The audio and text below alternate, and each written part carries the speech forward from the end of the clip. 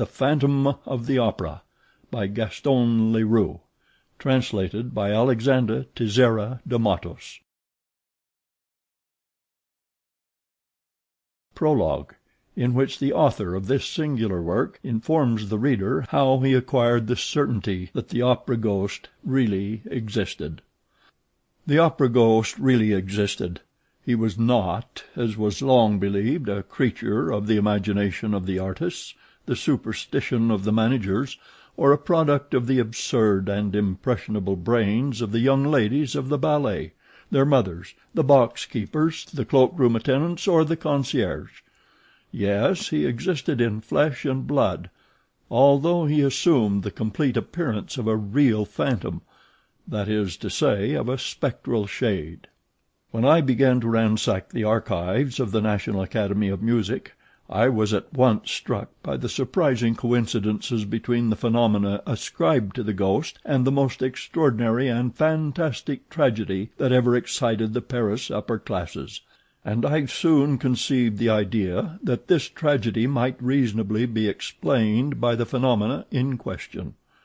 The events do not date more than 30 years back, and it would not be difficult to find at the present day, in the foyer of the ballet, old men of the highest respectability, men upon whose word one could absolutely rely, who would remember as though they happened yesterday the mysterious and dramatic conditions that attended the kidnapping of Christine Daae, the disappearance of the Vicomte de Chagny, and the death of his elder brother, Count Philippe, whose body was found on the bank of the lake that exists in the lower cellars of the opera on the Rue Scribe side. But none of those witnesses had until that day thought that there was any reason for connecting the more or less legendary figure of the opera ghost with that terrible story.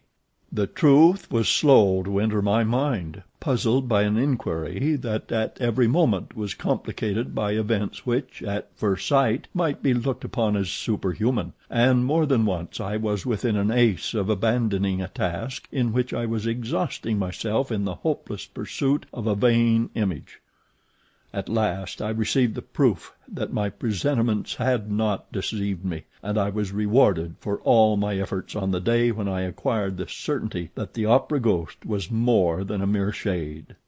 On that day I had spent long hours over the memoirs of a manager, the light and frivolous work of the too skeptical Moncharmin, who, during his term at the opera, understood nothing of the mysterious behavior of the ghost, and who was making all the fun of it that he could at the very moment when he became the first victim.